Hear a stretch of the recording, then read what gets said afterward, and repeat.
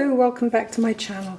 I'm just going to use this Holbein 1-inch goat hair Hake brush and do a very loose sky for sky practice. So I'm going to wet the page. I've got some Cobalt Blue just to bring in. We're just going to touch it and leave. We don't want to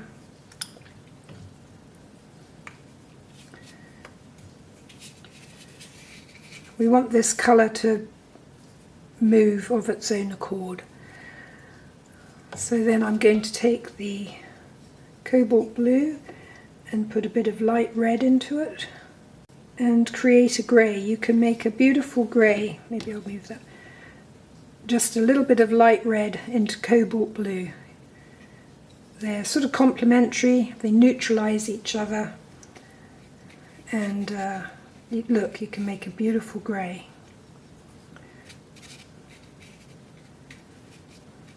So I've just got a little bit of a darker cloud here and a little bit there.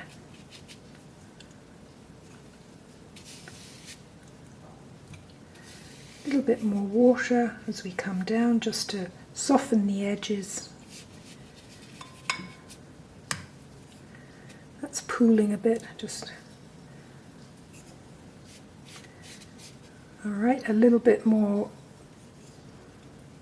Cobalt Blue, a little bit more of the light red,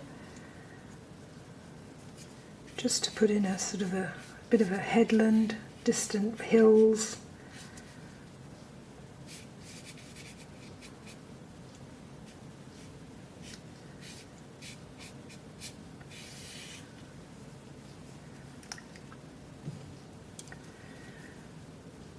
A bit more Cobalt Blue,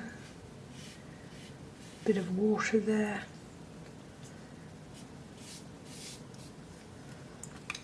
And then I was going to use some burnt umber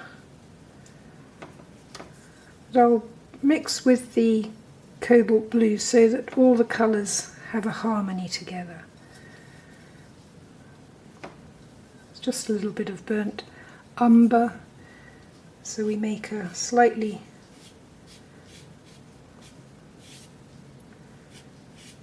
this is a bit of land. And now I'm going to get a tissue and I'm going to lift some of this just to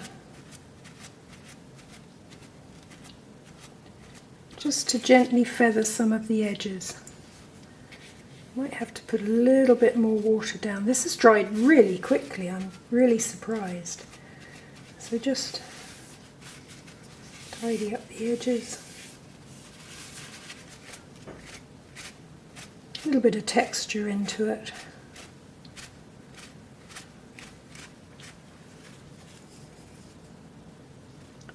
A little bit more Cobalt Blue and light red.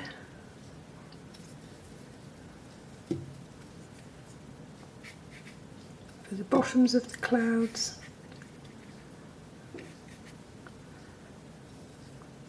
A little bit stronger, and what we're doing is we're just making very varied washes of pretty much the same colours and laying it wet in wet.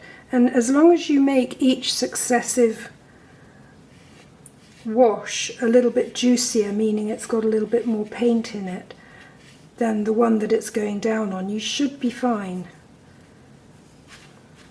Got a little bit of pooling, so we can just lift a little bit of colour out.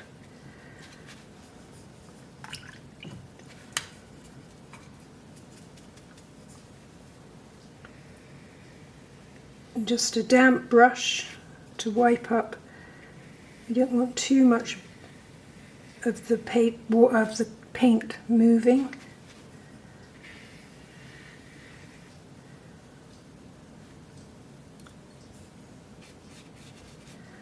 a little bit more dark cobalt blue in the sky.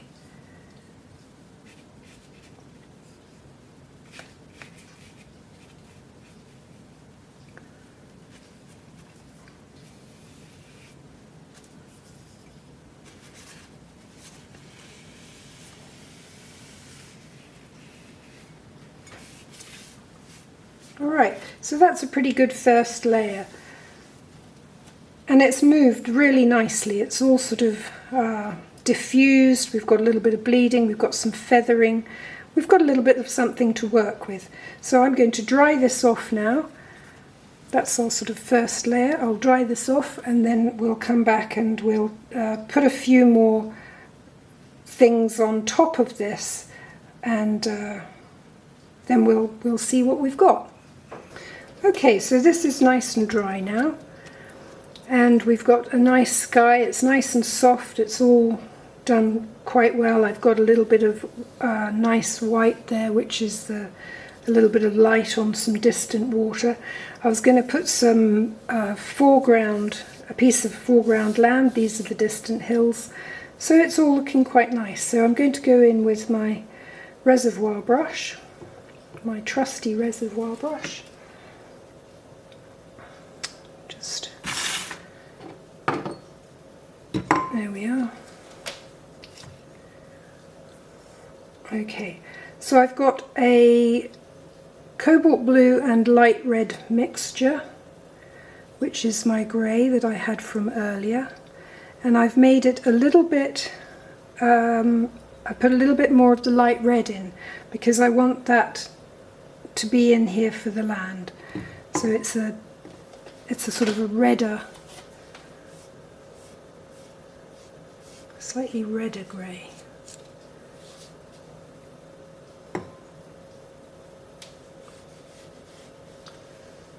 Just gently layering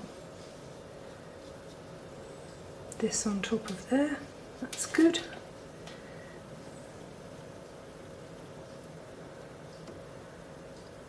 I don't think I really want to touch the sky. I think the sky is doing what I want it to do. I want to soften that edge there. I want to leave that there. Maybe I'll bring a little bit of,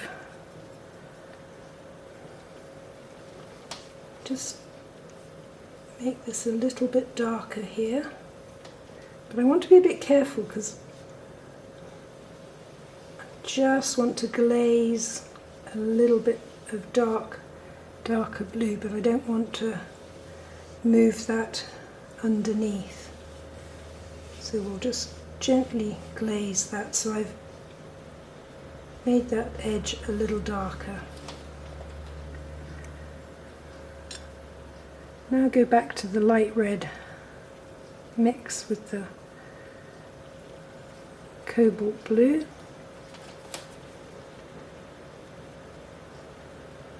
Maybe make a juicier one. So I've got a little bit more pigment now. So these are just some indications of bushes or trees in the distance.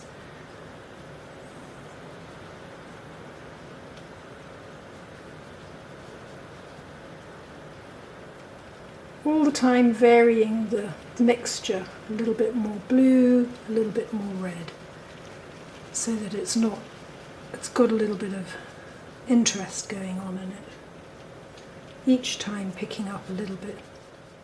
So I'm really enjoying that, and I really don't think the sky needs touching at all. Might just soften off a couple of these edges. They seem a bit hard. And I might just bring this little piece of land up over here so that we get the foreground, the midground and the background. And now what I thought for fun was I might put a little bit of Cobalt Turquoise mixed with a bit of a bit of the blue, a bit more cobalt, a bit less cobalt. Cobalt's a tricky colour because it's quite opaque.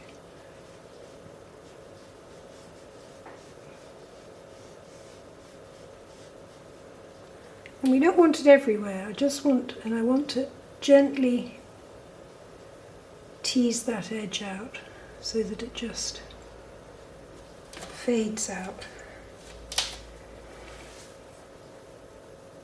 So that's really all I wanted to do. I'm quite liking this. I think this edge of the land maybe, just maybe, needs to be a bit softer and a bit more broken.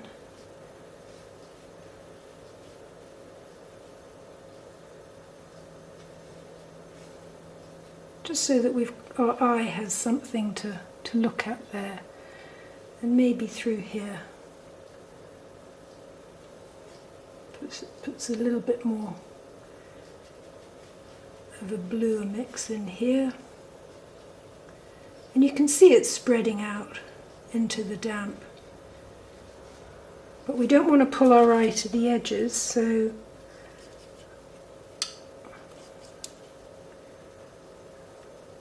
we'll, you don't want to put things on the edges too much. We want to keep our eye within the picture. So I quite like that.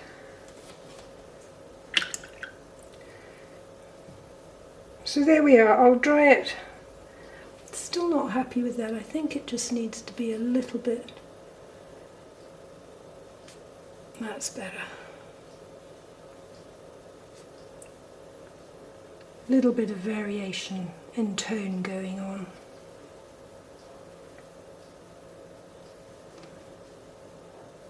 Okay, I'm going to let this dry now and then have a final look. Okay, so here's the final picture, and I do like it. I like this softness and this diffused wet in wet against this slightly harder edged foreground piece of land. I quite like the textures going on here. I love the Cobalt Turquoise, and there's a little bit more of the blue in here as well. And all in all, I think it works quite well. So we've got water, so we've got land, we've got some light on the far distant water, we've got distant hills and lovely cloud sky. Simple, easy, quick and done. So I hope you enjoyed that, and I look forward to seeing you next time. Thank you very much.